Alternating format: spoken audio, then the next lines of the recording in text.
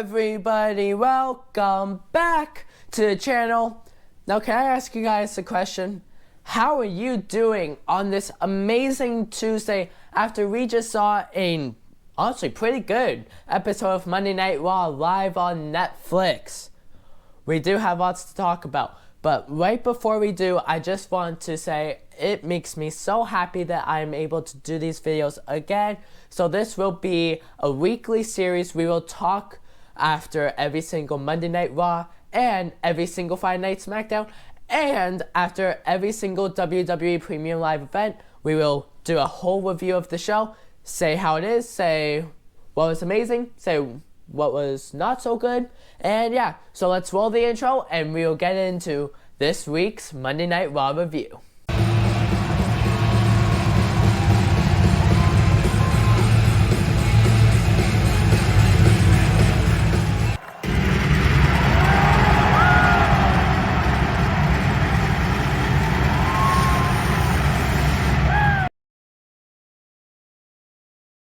So the show kicked off with CM Punk kicking a promo, and he just wanted to quickly remind everyone that he defeated Seth Rollins on the debut episode of Monday Night Raw on Netflix. Punk also did the little "you can't see me" thing and started talking about Cena, but the second he started talking about John Cena, Seth freaking Rollins came out, interrupted him. Punk even said, "I'd rather if it was Rhea Ripley interrupting him." I hope AJ Lee knows about that one. Anyways, but then Seth basically said, well, guess what? You are not going to win the Rumble. I know that's what you came out here for. I know you are going to declare yourself for the Royal Rumble, but guess what? There's no point because I'm going to win the Rumble. I am going to go to WrestleMania. I am going to win back my World Heavyweight Championship. But then another man came out, so Punk's not winning.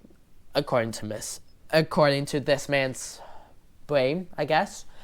Seth's not winning, also according to this man. But Drew McIntyre came out and said, you know, none of you are winning. You guys are just trash compared to me. I'm going to win the Rumble. I'm going to go to Mania. And I'm going to win back my World Heavyweight Championship.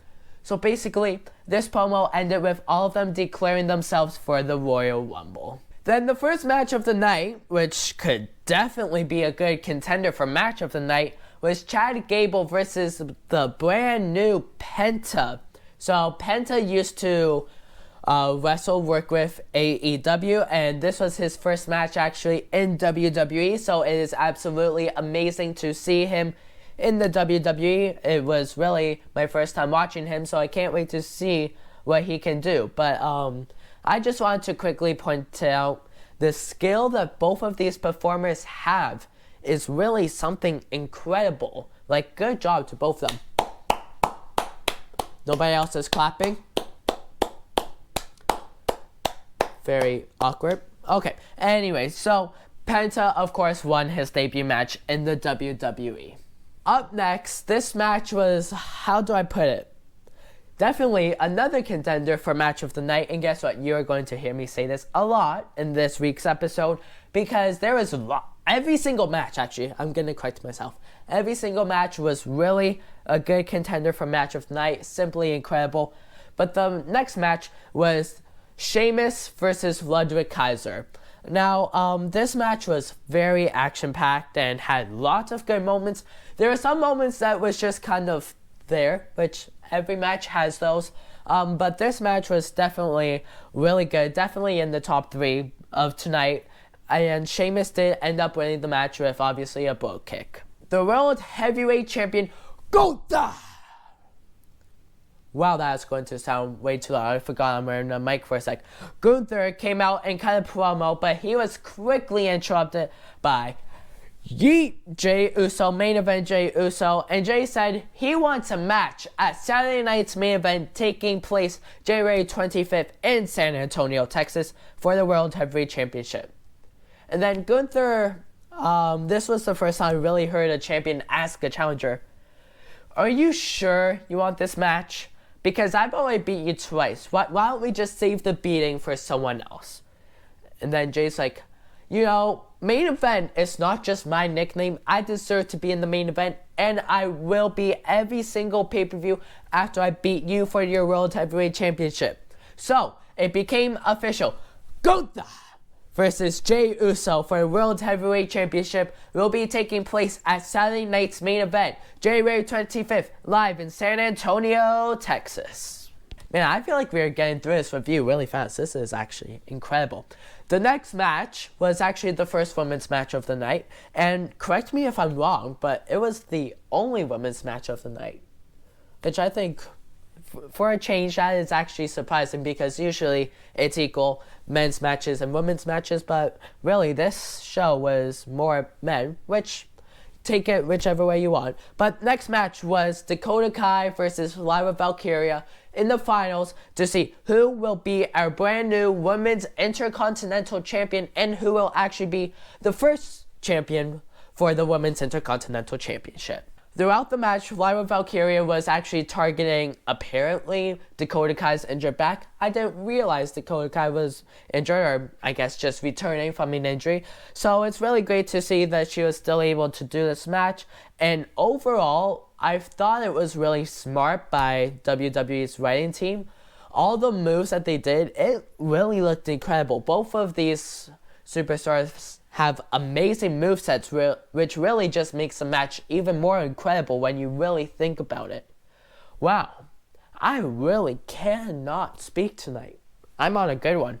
Anyways, Lyra won the match, which means Lyra Valkyria is our brand new first Women's Intercontinental Champion. Congrats to her, she really does deserve it. No clapping again, I really gotta stop doing that. There's nobody else here. It's literally just me. Anyways, the next match of the night was The Miz versus Sami Zayn. I wasn't sure if this was made official last week on the debut episode on Netflix, but honestly, I enjoyed it for what it was. Maybe it was a minute and a half. Maybe. At max 2 minutes for sure. It was really quick, but again, since it was really quick, not much happened. Sami Zayn did end up winning the match with a haluva kick followed up by a Blue Thunder Bomb. Then, our new Women's World Champion, Rhea Ripley, who, just in case if you didn't know, defeated Liv Morgan on last week's episode, came out to cut a promo, but then was interrupted by Nia Jax, which I guess she might be on Raw now. And basically, she came out to say, I'm going to win the Rumble, and whatever title she wants to fight for at WrestleMania, she is going to win. Is she though? Nah. Anyways, so I just thought it was pretty interesting. But Bayley was actually sitting in the crowd because this show was actually in Bayley's hometown of San Jose, California. And then Bayley actually didn't stay in the crowd for that long. She jumped over the barricade after Nia said some stuff about her. Then we got a mini brawl, I guess we can call it, and that was really just what it ended up being. Not really, that really didn't turn into that much overall. And now it is time to talk about our main event. It was a street fight versus Damian Priest and Finn Balor, and what I hope to God is the final match. Hold on. Wrestling Gods up there.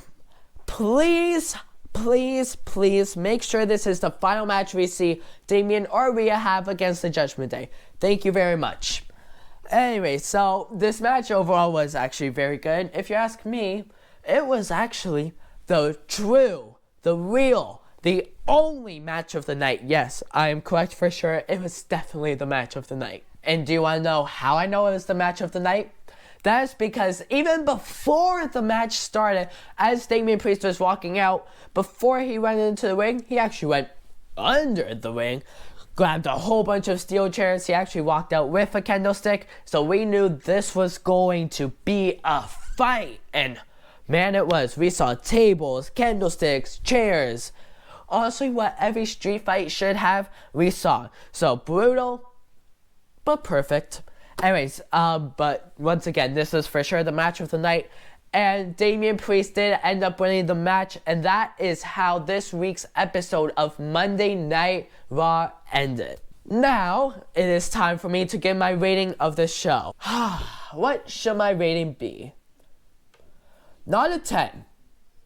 Not a 9. I'm going to give the show an 8 out of 10. It was a super solid show, and honestly, to be able to follow up with that good of a show after something huge like the debut episode on Netflix is really just incredible. So, props to WWE, props to whoever was in charge of the booking decisions. I'm guessing Triple H, Paul Levesque, whatever you want to say. Anyway, so this week's episode is getting an 8 out of 10, and I will see you all on the Friday Night SmackDown review. Can't wait, and I'll see you all then. Goodbye!